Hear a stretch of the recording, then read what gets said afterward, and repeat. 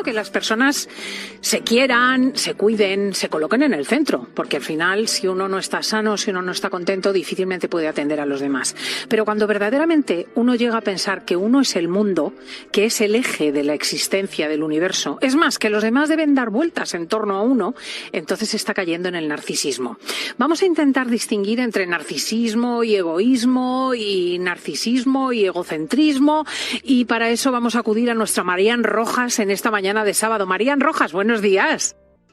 Buenos días, Cristina. ¿Qué tema me sacas tan interesante? Y seguro que alguno de nuestros oyentes ya ha pensado en alguien. Porque cuando tú dices narcisismo, de repente se activa la bombilla y te sale la cara de alguien del entorno, de la familia, que has conocido en tu trabajo. Y bueno, todos sabemos que la personalidad narcisista nace del mito de Narciso, ¿no? Que se miraba y se enamoró de su propio reflejo en el agua. En el agua, efectivamente.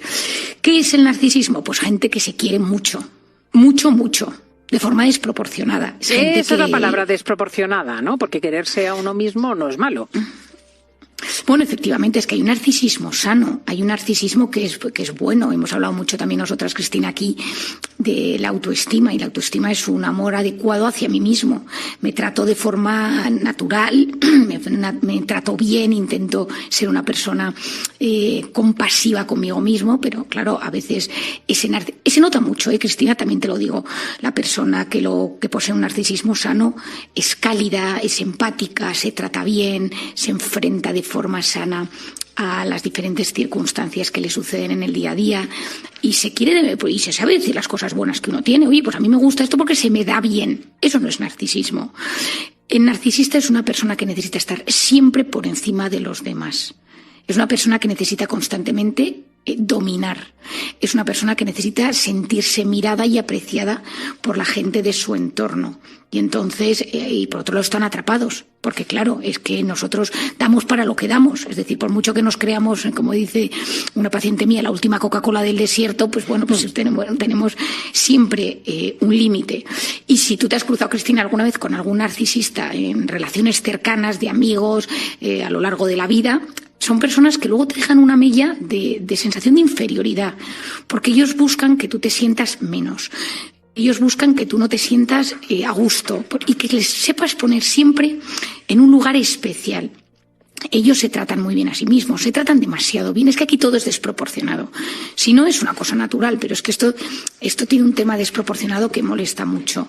Luego fíjate que no es tanto maldad, yo lo diría así, cuanto que no se aperciben de tu existencia. Quiero decir, proclaman una agenda de cosas, ¿no? Bueno, pues ahí el centro de todo son ellos, sus gustos, sus apetencias, lo que se va a hacer, y los demás tienen que hacer lo que ellos dicen. Se definen como netamente superiores. Por lo tanto, los demás tienen que tener admiración hacia su persona, ¿no? Efectivamente, o sea, los demás les tienen que admirar, pero ellos son desconfiados porque les da la sensación de que nunca nada es suficiente, y por otro lado necesitan controlar. Es decir, necesitan controlar los tiempos de los demás, los planes de los demás. Ellos llevan el control en cada circunstancia, y entonces es una manera en el fondo de camuflar un problema de autoestima, porque esto es la clave, Cristina, entender que el narcisismo al final es un tema de que uno se siente inseguro en algún campo de su vida y entonces lo tapa con su discurso, su control, su forma de tratar a los demás. Cuando hablábamos del narcisismo bueno, hablamos que son gente cálida, amable, te trata bien, de tú a tú. Al final en la vida lo más bonito es conseguir tratar a las personas de ese tú a tú sano, cariñoso, cercano. En cambio, cuando estamos en ese narcisismo te trato de forma desigual. Puede ser un narcisista, un jefe narcisista que jamás considera a los demás. Uno del equipo que tiene nuestra misma posición, pero que notas que te deja de menos y que te lo mira y que tiene un comentario, una mirada, un gesto que te deja como a ti como algo menos. Puede ser una pareja, que esto es un dramón, ¿eh? O sea, si tienes una pareja narcisista, acabas agotado. Esto sí que es un tema que yo tengo una paciente mía que sale con un hombre muy, muy narcisista, que siempre le está contando porque su suegro, el padre de mi paciente, no sabe lo suficiente, que son más torpes a la hora de organizar los planes, que no saben de comida rica, y entonces es agotador, porque claro, te están constantemente recordando que tú no sabes. Efectivamente, y como al final somos muy limitados y sí que tenemos muchos defectos y cosas a las que no llegamos, pues el narcisista se aprovecha de eso para demostrar que él sí que sabe. Pero insisto, Cristina, esto tiene un fondo de gran inseguridad. Y luego el narcisista a veces entra en un campo fantástico, es decir, fantástico en el sentido de fantasía. De repente tiene una imagen de ellos muy fantasiosa, se inventan historias muy grandes, se ven a sí mismos muy grandes en la historia y en el tiempo.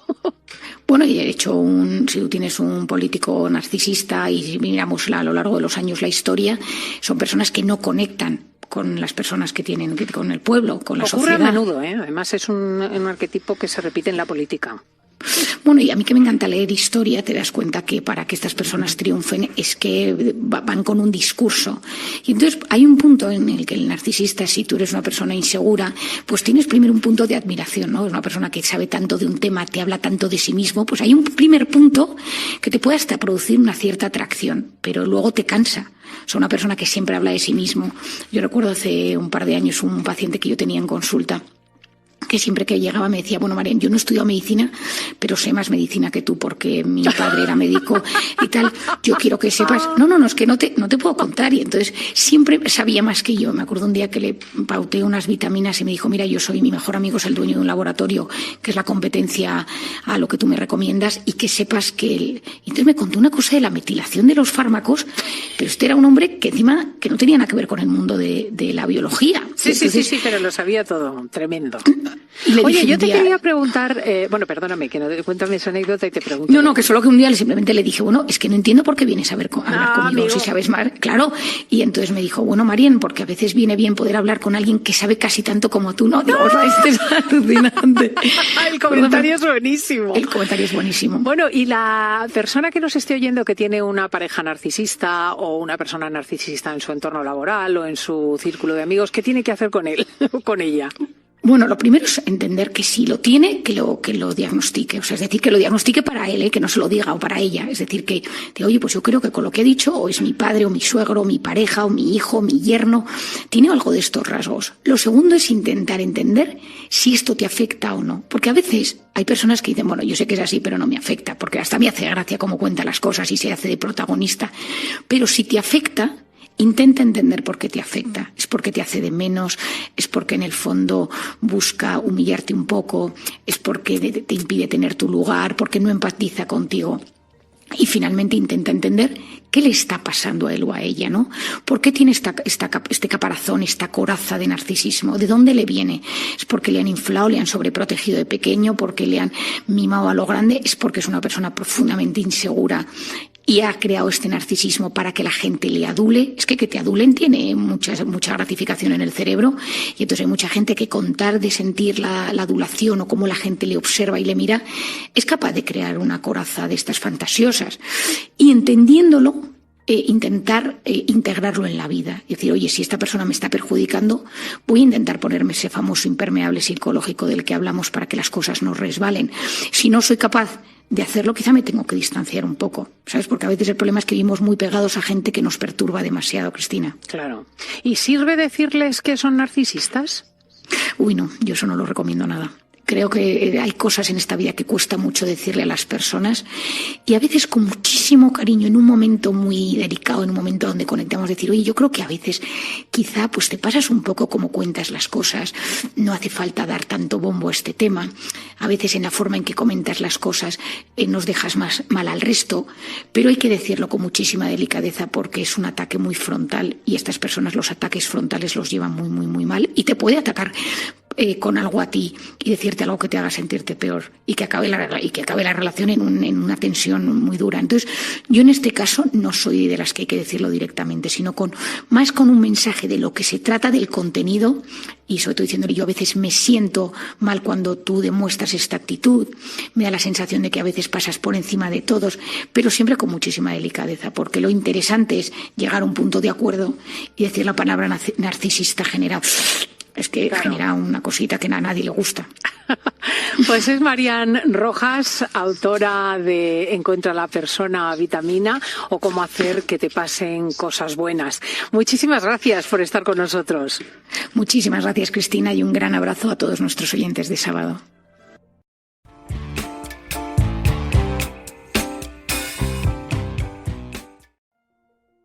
Cristina, buenos días. Pues efectivamente el tema de cómo elegimos pareja es un tema apasionante porque yo creo que no hay nadie que esto le deje indiferente. Hay muchísimo tipo de respuestas según cómo lo enfocamos, ¿no? Pero bueno, yo creo que esto podría ser para varios sábados, pero hoy me encantaría trabajarlo desde un punto de vista. Que voy a desaltarte una frase que a muchos oyentes les va a parecer así un poco dura de primeras, pero que es la clave de todo. Y científicamente está demostrado. Y es que amamos como nos amaron. Es decir, de cómo nos han querido en nuestra infancia, nuestros padres, nuestros amigos, nuestros hermanos, nosotros aprendemos a querer. Esta teoría... Fíjate, ¿eh? O sea que realmente no somos tan libres, Marian. No somos tan libres. Hay algo muy importante que va surgiendo en la infancia y esto lo descubre John Bowlby, el psiquiatra y psicoanalista inglés, donde estudia que el vínculo afectivo que tiene un niño en la infancia con sus padres va a influir y casi determinar el tipo de relaciones que tendrá en la edad adulta. Y esto se va estudiando cada vez más, diferentes teorías, psiquiatras, sociólogos, psicólogos a lo largo del siglo XIX, siglo XX, siglo XXI, y hoy en día ya hay teorías al respecto. Si te tuviera que explicar de forma sencilla, Cristina, porque esto daría para horas, te diría que hay 4 tipos de apego. 4 tipos de maneras como el niño se relaciona con sus padres en la infancia. El primero es el apego seguro, que es el que todos conocemos, que es el normal, que es un niño que tiene necesidades y su padre se las cubre, sus padres se las cubren y entonces tiene un entorno pues de alegría, de curiosidad, de creatividad y buena sintonía entre los padres, etcétera. Y esto, en la edad adulta, hace que esa persona se vincule de forma correcta con las personas en general y elija pareja de forma sana, tenga relaciones lo más sanas posible. Y esto es el apego seguro. Luego ya vienen los inseguros. Y en el inseguro tenemos el primero, el apego inseguro evitativo. Es decir, aquí las emociones del bebé no son respondidas por los padres. El niño necesita algo y el padre no responde, bien sea porque viene una cultura donde responder emocionalmente lo que al niño le pasa pues está mal visto, ¿no? En culturas muy estrictas. O porque el padre no sabe expresar, o la madre, emociones, no saben acceder a esas necesidades que tiene el niño. Y ese niño, cuando le preocupa algo, tiene algo o sufre, no recibe nada. Y eso va a generar personalidades muy inseguras, muy encerradas para ellos mismos, les cuesta expresar afecto en la edad adulta, es decir, van a sufrir en la edad adulta, tienden a sentirse poco valorados, les cuesta confiar en otras personas, viven sus relaciones con mucho sufrimiento, con desilusión. De primeras pueden parecer que son más autosuficientes porque son como independientes, pero la realidad es que por dentro somatizan y a la larga sufren muchísimo en las relaciones. Luego, por otro lado, tenemos lo que se llama el apego inseguro ambivalente. Y aquí lo que sucede es que, según cómo son emocionalmente el padre y la madre, a veces responden bien, a veces responden mal, a veces su gestión emocional el padre no la tiene bien regulada y, por lo tanto, cuando intenta cuidar al niño, a veces se enfada, a veces le evita, a veces responde desproporcionadamente. Es decir, hay como todo un sinfín de respuestas. Un lío. Efectivamente, eso es un lío, por eso se llama ambivalente. Entonces, estos adultos, en la edad, cuando son mayores, son muy ansiosos. Tienen relaciones de muchísima dependencia, sufren, pero todo lo contrario al evitativo, es todo para afuera. Y no puedes estar solo y encadenas una relación con otra, porque has tenido una relación muy ambivalente con tus padres. Y finalmente tienes lo que se llama el apego desorganizado, que gracias a Dios es el menos frecuente, pero surge en padres pues que han tenido una enfermedad mental o padres pues, que han estado en las drogas, es decir, que el niño ha estado completamente descuidado emocionalmente desde la infancia. Pero ¿cuál es la buena noticia? Es decir, ¿esto determina? No, esto influye. Y hoy en día, cuando yo trabajo mucho con este tema con adultos y cuando tú ves a la gente que viene a tu consulta y te cuenta su historia afectiva, sus parejas, sus novios, el marido, y estudias cómo empezó con esa persona, hay muchas maneras de enfocar cómo eligió en ese momento pareja. Pero cuando indagas desde un punto de vista psicológico, emocional, y miras este punto de vista del vínculo, te das cuenta que está muy influido por cómo se sintió querido en la infancia, cómo sus padres hablaban de él, cómo sus padres le cuidaban, y si pues esto tan famoso de hay que dejarle llorar, o no hay que hacerle caso, o cómo gestionabas a un niño que no sabes, pues muchas veces hoy en día en la adolescencia, pues déjale que piense solo. Todo eso, la madurez del niño va a hacer que en la edad adulta eso influya en cómo gestiona emocionalmente a los demás. Y esto se puede curar, gracias a Dios las terapias hoy en día están muy enfocadas a sanar esas heridas de la infancia y a recuperar la autoestima para que tú también seas el dueño de tu relación.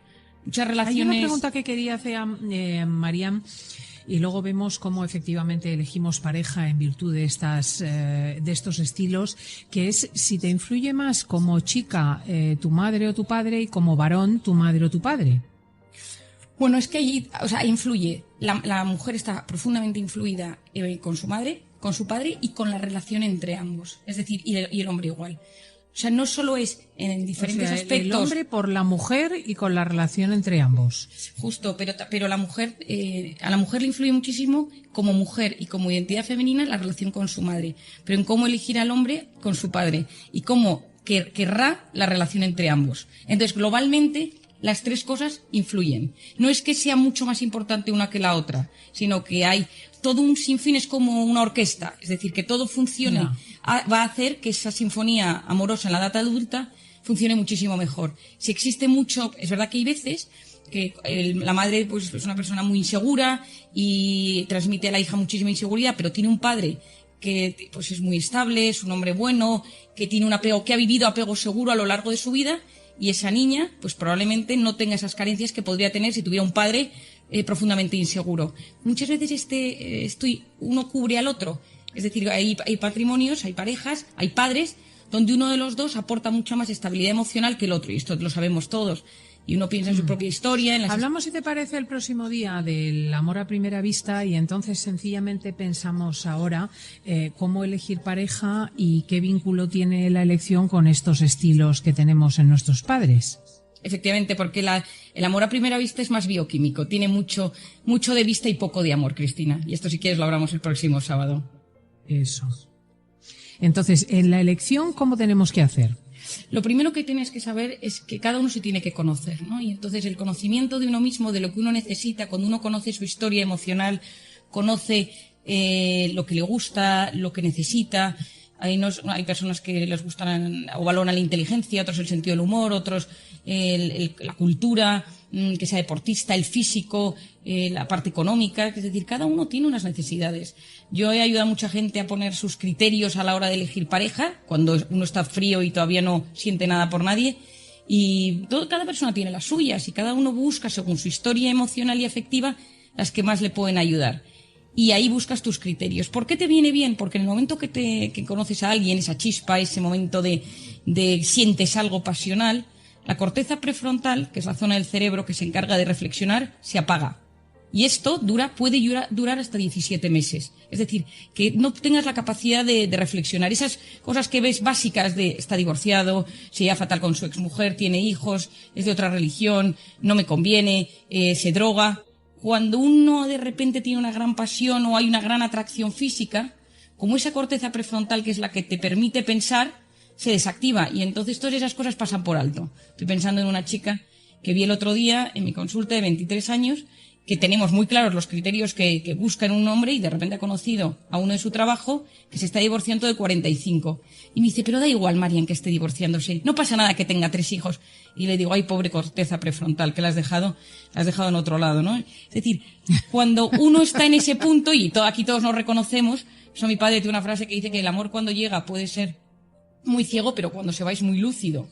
Y uno se da cuenta que cuando de repente se ha desenamorado, dice, pero ¿cómo me dejé yo embaucar por esta historia? ¿Pero qué me pasó? ¿Cómo fui capaz? Como resumen podemos decir, conócete a ti mismo, determina lo que te gusta, apúntalo en un papel. Apúntalo en un papel, esto clave, Cristina, apúntalo en un papel. Y cuando te enamores, relee el papel, porque pasado el enamoramiento volverás a donde estabas y a lo que necesitas realmente. Pues esta es nuestra Marian Rojas. Hablaremos del amor a primera vista y de si existe o no el próximo día. Marian, muchísimas gracias. Gracias, Cristina, buen fin de semana.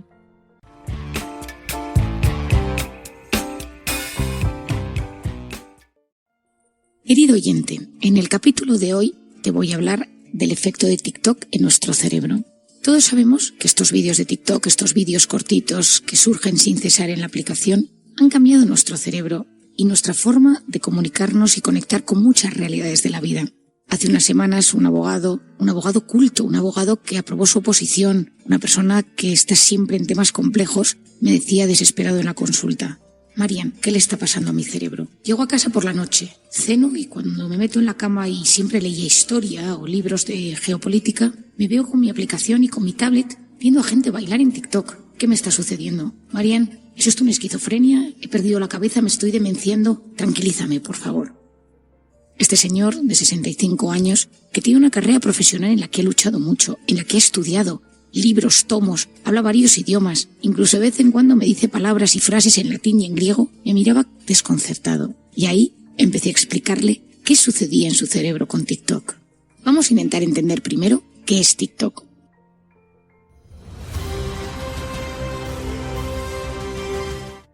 TikTok ha invadido nuestra vida. Se parece mucho al Candy Crush y a otras aplicaciones, pero en este caso te hablaré específicamente de TikTok. 3 características. La primera es que son vídeos muy cortitos, de hasta 1 minuto de duración. Uno tras otro, uno tras otro, uno tras otro. Lo segundo es que está personalizado. Es decir, si tú algún día te has metido o has dedicado un poco más de tiempo a ver un vídeo o no lo has pasado hacia adelante, el algoritmo de TikTok sabe que eso es lo que te gusta y te personaliza exactamente lo que tú quieres. Puede ser vídeos de cocina, vídeos de baile, vídeos de motivación, vídeos de maquillaje, de ropa, da igual lo que sea. Pero TikTok sabe lo que a ti te gusta y lo que a ti te interesa y hace que tu cerebro preste atención constantemente a esos vídeos. Y lo tercero es que es uno tras otro. Me acuerdo hace unos meses que escribí a TikTok pidiéndoles que por qué no hacían una pausa entre uno y otro de unos 5 segundos para que la gente pudiera reflexionar. Luego lo hablé con un paciente mío que trabaja en esa aplicación y me dijo, pero Marian, si perderíamos dinero. Y le dije, sí, pero ganaríamos en salud mental. No le interesó mi propuesta. Os voy a explicar por qué es esto tan importante.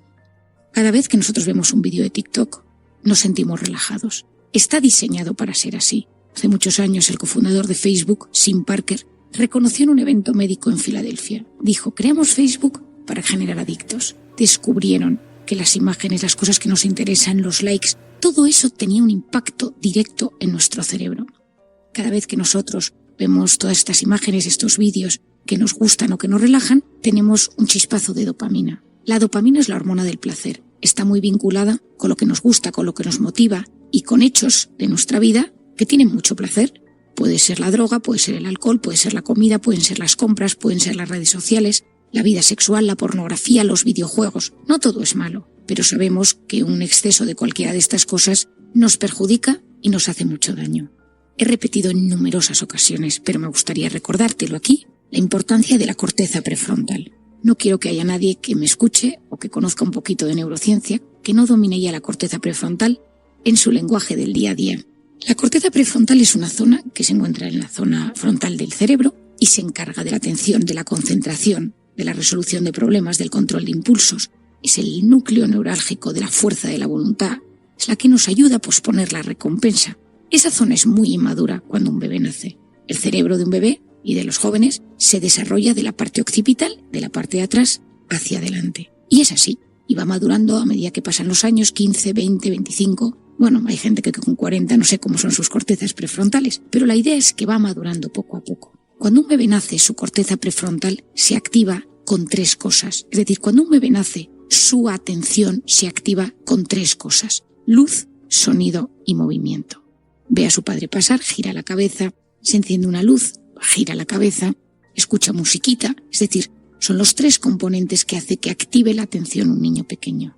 ¿Qué queremos que pase con ese niño o que pase con nuestros hijos? Que también sean capaces de prestar atención a objetos inmóviles, que estén atentos en sitios donde no hay de repente muchísima luz o muchísimo sonido, que estén en la salita de espera del médico y puedan esperar sentados, sin tener que estar pendientes de una televisión, de una pantalla, o que vayan en autobús, estén esperando en clase a que llegue el profesor. Es decir, que vaya viendo poco a poco una cierta gestión y control de sí mismos, de sus impulsos y de sus tendencias. Eso requiere permitir que su corteza prefrontal se desarrolle de forma adecuada. Pero ¿qué pasa si tú a ese niño, luego hablaremos de nosotros los adultos, le das una tablet, un teléfono constantemente? ¿Qué ven ahí?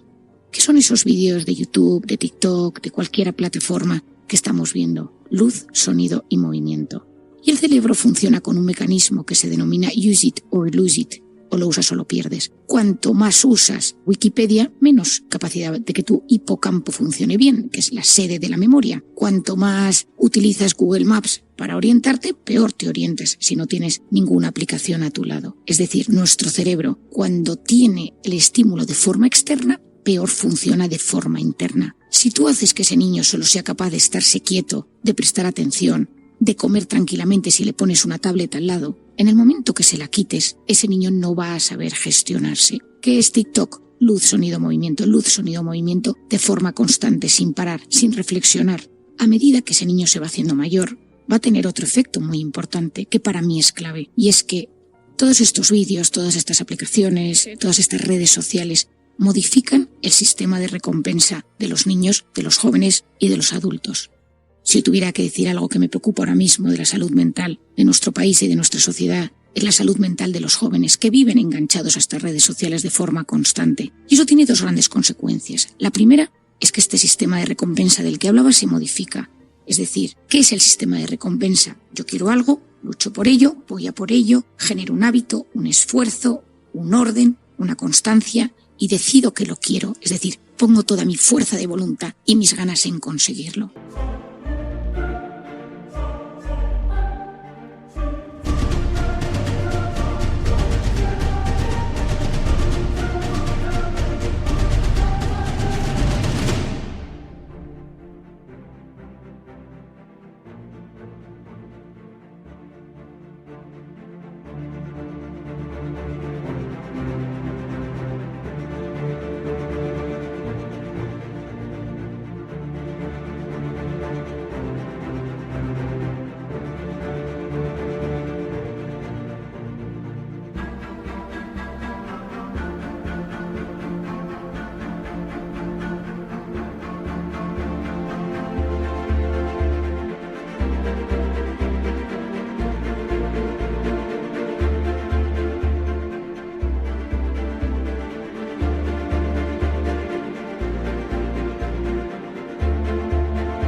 Y yo decido alinearme con mi sistema de recompensa para que sea algo sano. El sistema de recompensa es cómo yo me propongo mis metas y las voy logrando. Pero si yo tengo un sistema de recompensa débil, yo necesito constantemente sentir, yo necesito constantemente tener una emoción. Me convierto en un drogodependiente emocional, como dice el filósofo José Carlos Ruiz, del que te recomiendo muchas de sus lecturas. Es decir, mi cerebro necesita constantemente sentir algo. Y si no lo siente, y si no sale como uno quiere, se frustra, se enfada, se hunde, se deprime. Pensemos en tantas noticias dramáticas en gente joven que oímos hoy en día, depresiones, intentos de suicidio. Esto genera una sociedad muy débil, una sociedad con una nula tolerancia a la frustración, porque yo voy acostumbrando a mi cerebro a sentir siempre algo. Quiero algo y lo siento. Quiero comida, quiero sushi, quiero comprarme algo, quiero quedar con alguien, quiero Tinder, quiero sexo, quiero masturbarme. Siempre tengo algo rápido para sentir lo que quiero. Pero cualquiera que me esté escuchando sabe que la vida es una gran batalla y que hay muchas cosas del día a día, de la vida, de la semana, que no salen como queremos. Y para mí la felicidad entre comillas, consiste en aprender a disfrutar de lo bueno que me sucede cada día y aprender a gestionar lo malo.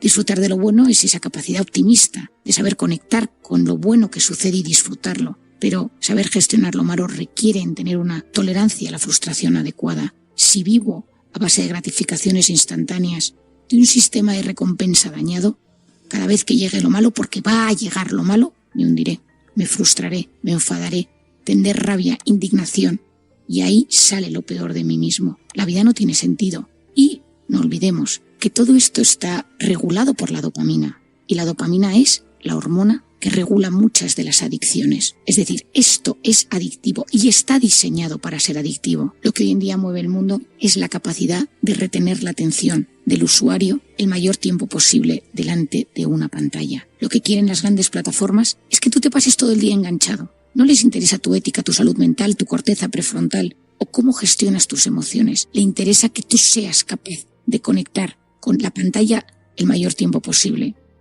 Hace unos meses leía la entrevista a un jefe de Netflix al que le preguntaban ¿quién es tu principal competidor?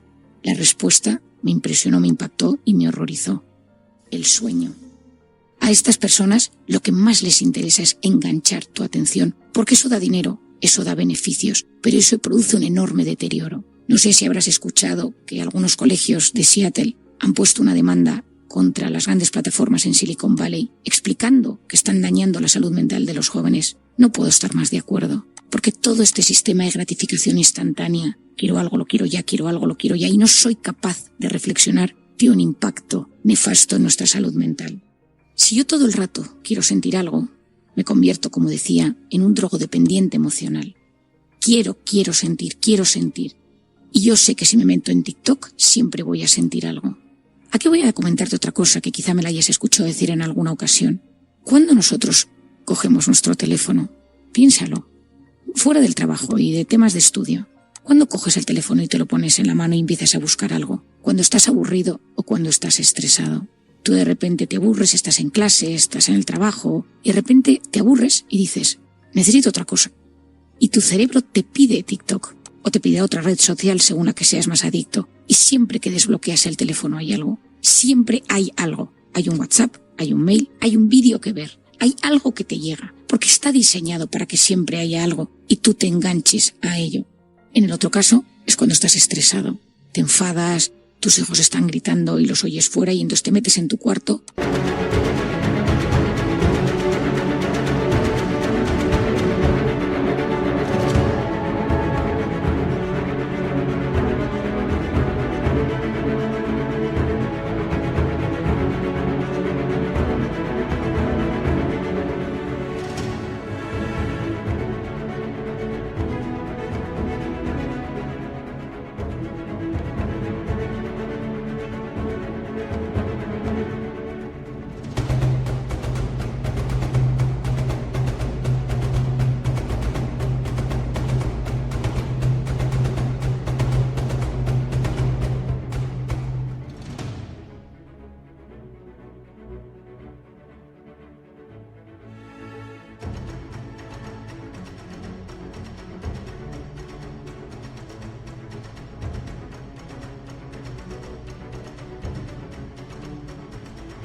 Y te pones un vídeo, te pones una noticia, te metes en tu página preferida de deportes, pero buscas algo que te haga sentir un alivio en ese momento. Está diseñado para aliviar, está diseñado para que te evadas momentáneamente y para que no sepas gestionar el estrés o el aburrimiento de otra manera. ¿Qué pasa si cada vez que los niños se aburren, tienen una pantalla, tienen TikTok, frenas el centro de la creatividad de ese niño? Nadie ha descubierto nada grande en un momento frenético de hiperestimulación y distracción. Los grandes descubrimientos, las grandes cosas de la vida llegan en momentos de pausa, de reflexión, donde en ese aburrimiento los niños se inventan algo. Yo siempre pienso que hay momentos en el día que de repente se me ocurren ideas para mis conferencias, para mis libros, o incluso un tratamiento innovador para un paciente. Pero no es cuando estoy agobiada y estresada cuando eso me sucede. Es cuando estoy en plena reflexión, cuando freno, cuando paseo por el campo, que de repente empiezan a surgir ideas. No tengas miedo a soltar esa red social que te tenga más adicto para poder sacar algo bueno de tu cerebro, alguna idea genial, alguna reflexión interesante sobre tu vida, sobre tu trabajo, sobre tus relaciones que te puede ayudar. Si cada vez que estás estresado te enganchas a vídeos, me da igual que sean de risa que de motivación, pero a vídeos de lo que sea. El otro día me comentaba una paciente que ella es adicta a vídeos de risa y puede estar 2 horas viendo vídeos todos uno tras otro que le hacen reír. Lo que sucede es que cuando te llega el estrés de verdad, cuando de repente estás angustiado, no tienes mecanismos interiores para gestionar ese estrés tolerable o tóxico que surge en el día a día. Cuando de repente estás en un momento malo de tu vida, tu pareja te deja, tienes una discusión con tus padres, viene un problema de salud, un problema económico, te quedas sin trabajo, no tienes mecanismos interiores para salir adelante. Y yo creo que una sociedad que funcione es una sociedad, y más hoy en día que hay tantos conocimientos sobre inteligencia emocional, tiene que ser una sociedad a la que le demos herramientas para salir adelante, herramientas para gestionar lo malo. No me importa que...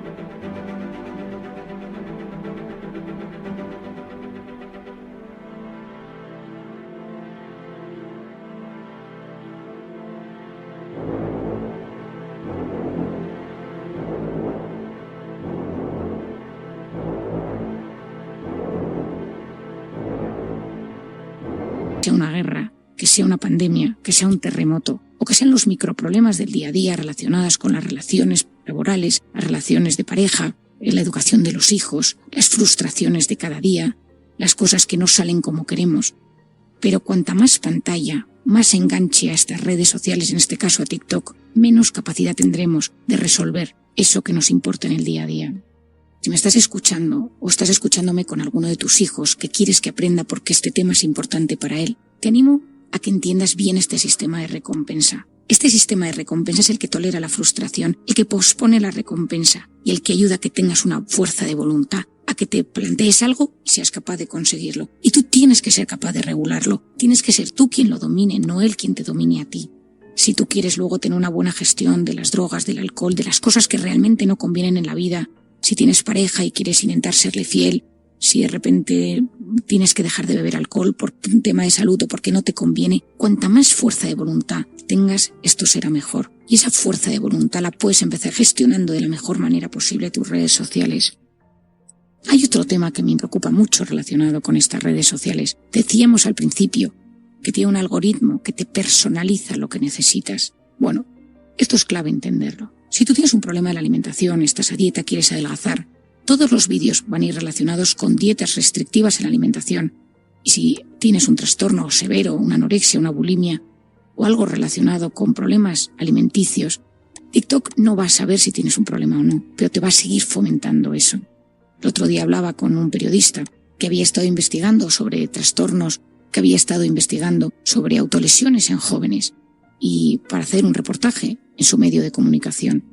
Y me contó que a las semanas todo lo que le anunciaban las redes sociales y TikTok eran cuchillas, cuchillos y cosas relacionadas con cortes. Se quedó horrorizado y pensó, esto me pasa a mí que soy un adulto y que soy un periodista, pero ¿qué pasará con una persona joven que de repente un día se encuentra mal y busca cómo hacerme daño para aliviar mi dolor o cómo quitarme de en medio? Falta ética en todas estas plataformas, falta darnos cuenta que la salud mental está en juego y que nuestros jóvenes son los futuros adultos y quienes van a gestionar los países, la sociedad, y necesitamos ayudarles a desarrollar la mejor salud mental posible. Por otro lado, todo esto no deja de ser una intoxicación de dopamina brutal. Y esa intoxicación de dopamina, que es buena en un momento dado porque nos da placer, y cuando comemos chocolate o jugamos a un videojuego nos vamos de compras, pero todos sabemos que si estás constantemente enganchado a la dopamina sientes vacío y muchísima tristeza. Todas las personas adictas, y yo tengo muchos en consulta, uno de los principales síntomas que te refieren es estoy triste, mi vida no tiene sentido. Esa dopamina sube en el momento que consumes, pero cuando baja te pide más. En esa sensación de vacío terrible te dice quiero más. O sea, nadie se mete en TikTok y dice bueno, me meto 2 minutos a ver un vídeo y luego me salgo. No, porque automáticamente te sale otro. Qué pena que en TikTok no me quieran hacer caso y sean capaces de poner unos segundos de reflexión que diga ¿quieres seguir viéndolo? 1, 2, 3, 4, 5. Al menos le daríamos al cerebro un poco de pausa. Quitaríamos tanta rapidez, quitaríamos tanta hiperestimulación, ese tiempo para la reflexión tan necesario para la salud mental. Cuando estamos constantemente en esos estados de intoxicación de dopamina, llega la rabia, llega la inestabilidad emocional, y esto lo estamos viendo en los jóvenes. Esto me preocupa muchísimo y por eso quiero divulgarlo y me encantaría que este capítulo lo pudieras escuchar en familia. Si eres un profesor con compañeros, ponerlo en clase con tus alumnos. Cuanto más lo entendamos, más capacidad tendremos de hacerle frente. ¿Qué hacer entonces? Yo te voy a dar unas ideas. No olvides que TikTok en el fondo no dejan de ser dosis empaquetadas de información con luz, sonido, movimiento constantes sin permitirte reflexionar sobre lo que consumes. Es decir, consumes información constantemente de forma superficial pero sin reflexión. Y eso tiene un impacto y un deterioro cognitivo y te impide que luego tengas capacidad de concentrarte, que luego tengas capacidad de profundizar, que luego tengas capacidad de leer, de memorizar. Y por lo tanto es que me importa mucho que escuches esto y te voy a dar unos tips al respecto. Primero, sé consciente. Estoy enganchado a TikTok, Instagram o alguna red social constante que cuando me meto soy incapaz de frenar. Lo segundo, ¿cuándo me conecto yo? ¿Es cuando estoy estresado o aburrido? ¿O es directamente todo el día? ¿O es que estoy constantemente soñando en el momento en el que me voy a poder meter en mi teléfono para poder ver lo que sea de esos vídeos o de esos paquetes de información que me llegan de forma constante? Imagínate que tú estás opositando para ser profesor, enfermero, médico, juez, da igual. Tú tienes como una pila de fuerza de voluntad. Esa pila Tú te metes por la mañana y empieza esa pila a funcionar, a desgastarse. En esa pila tú tienes lo que quieres en esta vida, tus metas y tus objetivos. Si tú encima estás a dieta y llegas a las 8 de la tarde, cuando tú llegues después de estudiar, vas a abrir la nevera y te va a ser muy complicado no comerte algo rápido que te haga sentir, porque en ese momento tu cerebro, que está cansado, te pide hidrato de carbono, sal, azúcar, te pide dopamina, te pide sentir algo porque estás agotado. Es muy difícil gestionar una vida muy estresante con, aparte, pues no meterte en la pantalla, comer muy sano, porque el cerebro en algún momento es como que se agota y necesita.